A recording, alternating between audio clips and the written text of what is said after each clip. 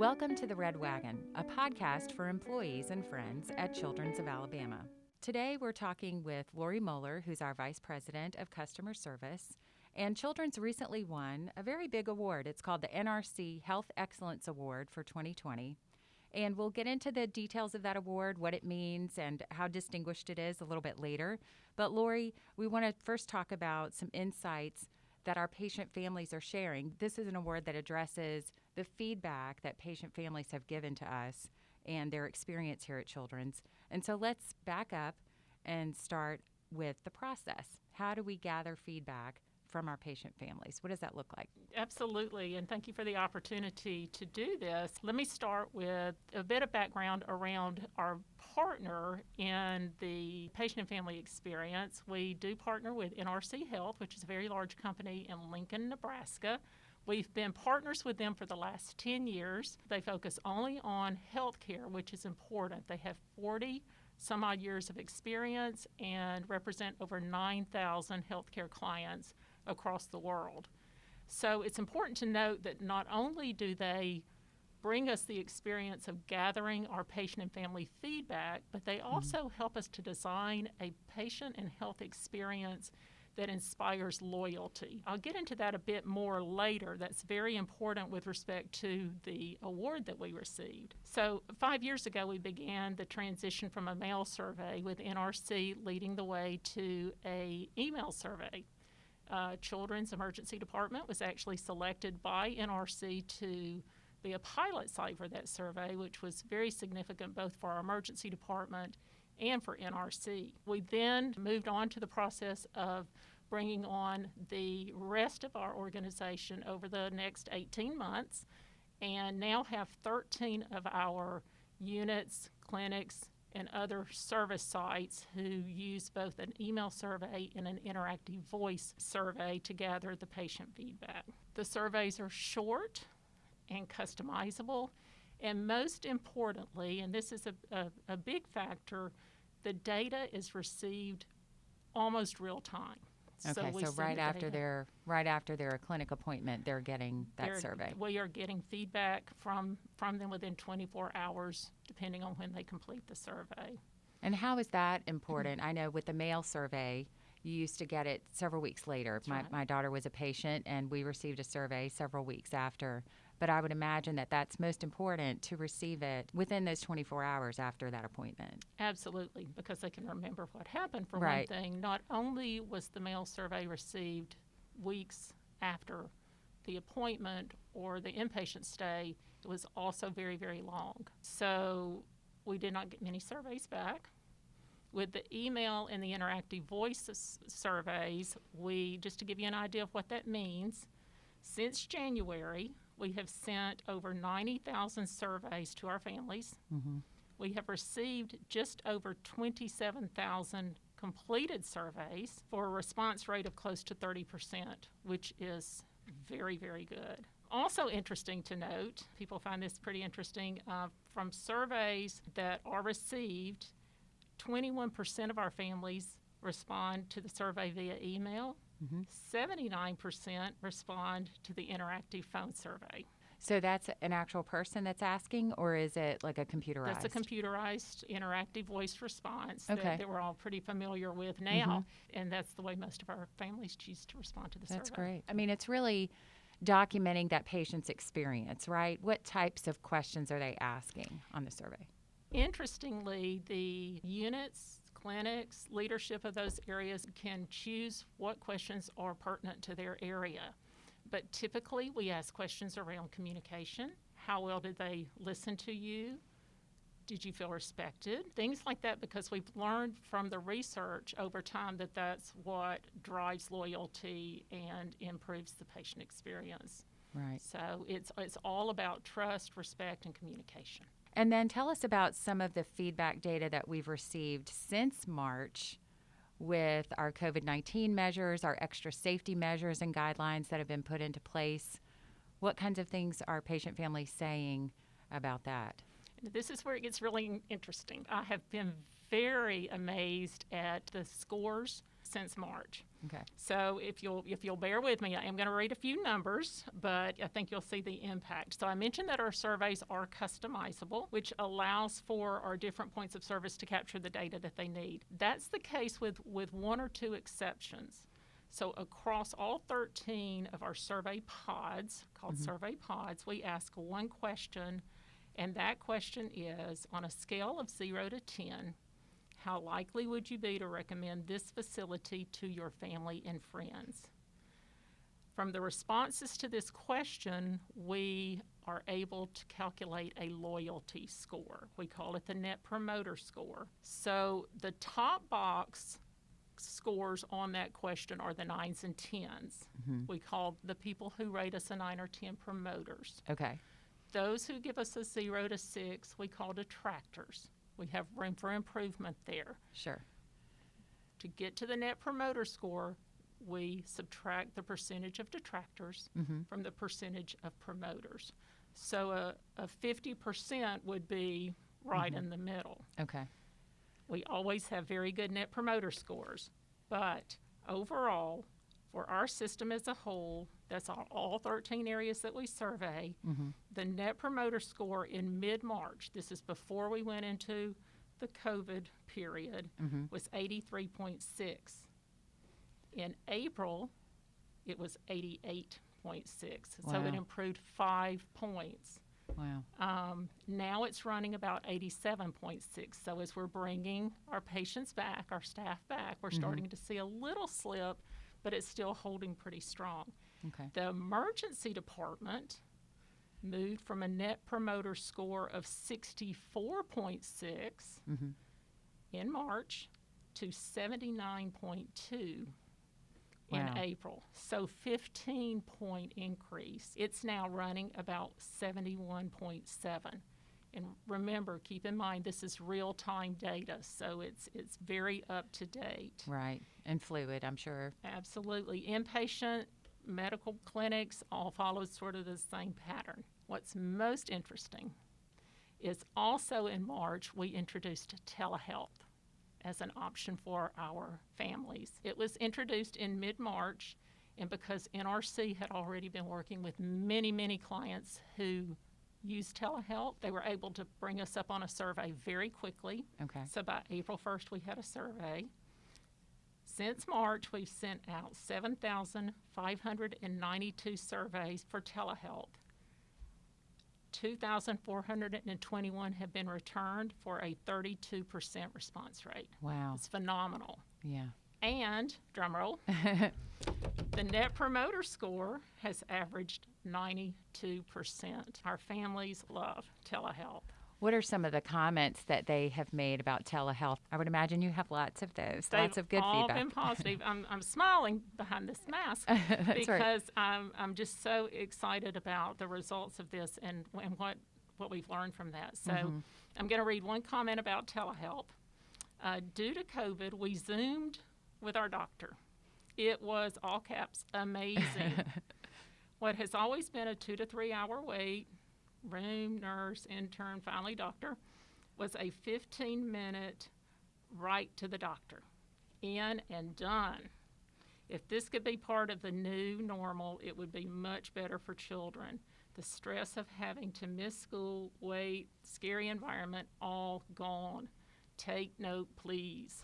And we've noticed this particularly for our families who have to travel long distances. Sure. Often with special need children, Right. you know. And parents are having to take off of Absolutely. work. Yeah. So that's been probably the biggest aha moment.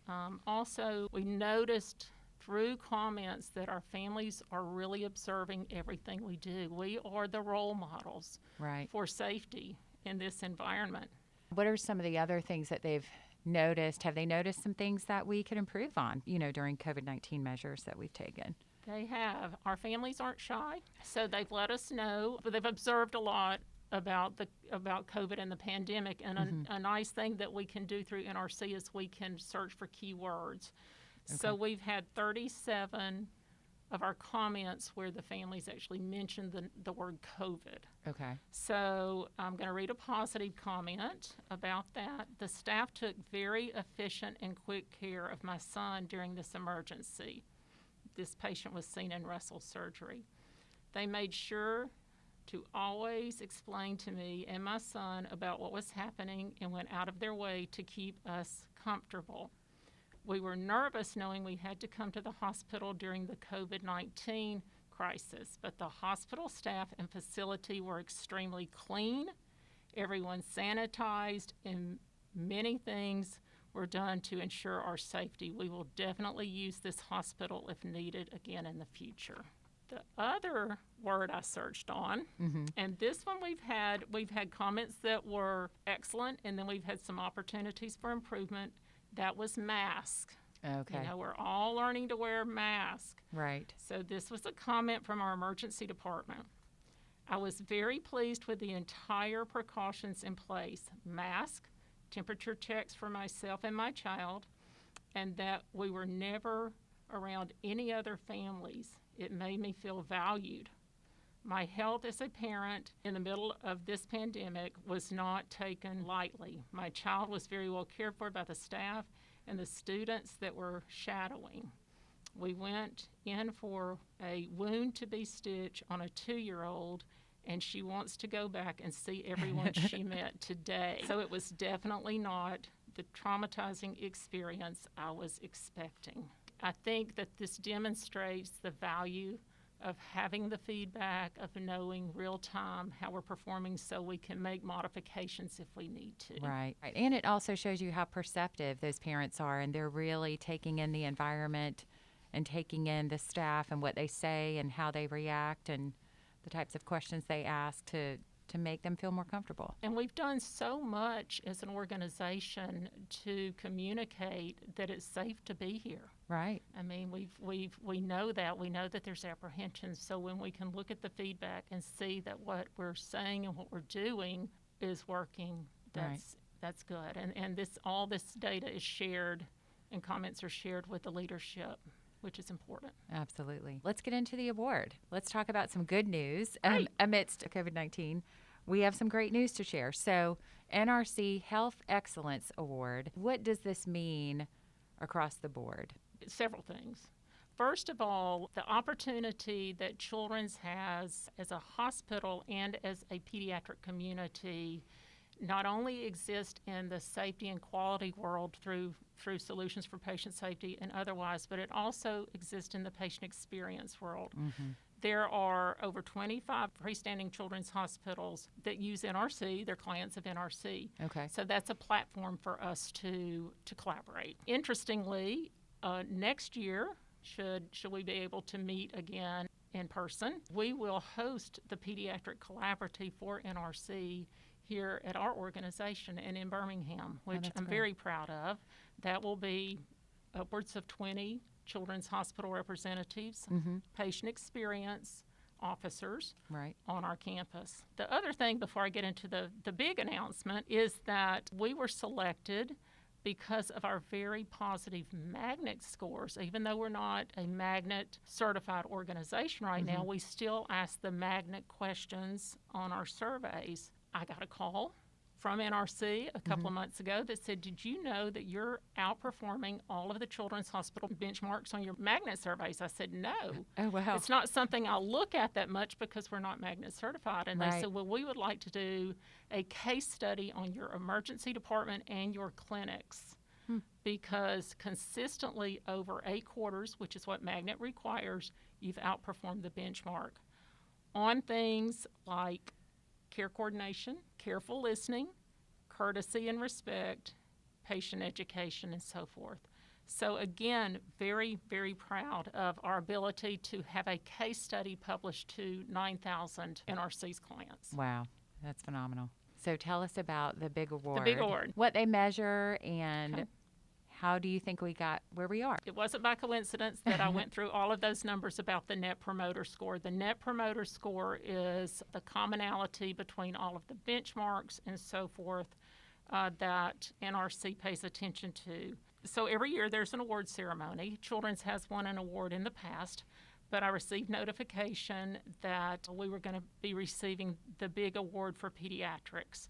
So let me just read what the brief description is. One children's hospital was selected based on its real-time Net Promoter Score for the Would Recommend Facility question during the time period of April the 1st, 2019 through March the 31st of 2020 out of 23 eligible facilities. So that's 23 other children's hospitals. And the winner is Children's of Alabama. Yay! So that is a very, very nice award. And what I would like to do is just read the quote that I prepared for the media. This award is shared by our team of clinical providers and support staff throughout Children's of Alabama.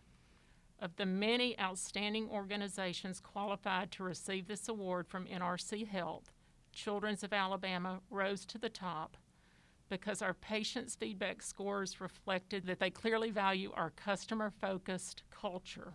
We provide care in an environment that is safe, supportive, compassionate, and engaging, and our entire staff strives to provide the best experience for every family we are privileged to serve. So I'm pleased to be able to do this podcast, if for no other reason, to thank everybody who is responsible for our receiving this award. So, Lori, it must be very rewarding for you, a very rewarding job to be in charge of patient experience. So my career here at Children's started in the marketing and communications department, and I was there I've been here for 33 years, so very, very long time. So about probably half of my career was in that world, which is more outward facing. And I was always very much interested in what drove the reputation of the hospital. We have just an excellent reputation. So when I had the opportunity to move in what was an undefined role of customer service, was very interested in that. Yeah. And every single day I am so proud of what we do here, of what drives that reputation, because I get to see that. And I get to see it in very real time with these comments are gold. It's very rewarding. I can't think of anything more rewarding. Yeah. And the people that I get to work with that make this happen. Right, and you get to see the mission really come to fruition. Absolutely. When you see those types of comments and you see that people take the time to share them and to recognize our staff. And those individuals who are our champions, we have so many champions who really embrace and want to improve by using the data, by instituting within their own department recognitions, training. We do not dictate that. Every department's different. There's no one size fits all. But I pointed out the magnet criteria. Yeah, and the questions. Just knowing that over the course of 8 quarters, you don't make that up. You know, it's not a flavor of the month. That's our culture. Yeah, that's our people.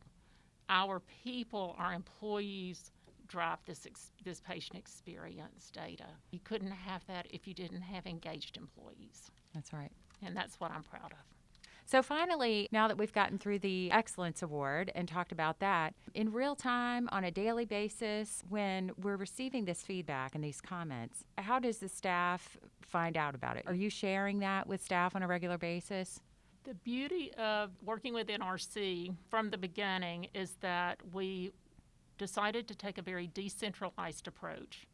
So the platform that NRC uses to deliver up all of our results is called the real-time platform. It is open to anybody who would choose to get a username and password.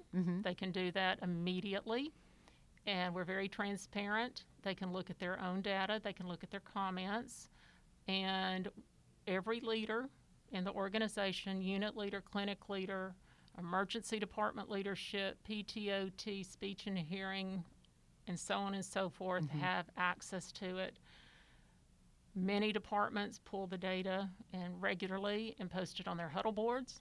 They use it in staff meetings. And certainly when you just had a visit yesterday, you're much more likely to remember who took care of you. Right. So lots of shout-outs. Yeah. Lots of shout-outs go to employees in the way of recognition, which is really special. Yeah. So I do know that our leaders are using that. So the point there is physicians, leaders, and anyone who's interested in improving the experience by learning more can have access to the real-time platform. Okay, so how would they do that? Do they just email you? Email me, Lori.Moeller, Moler, at childrensal.org. I'll get you set up. Okay.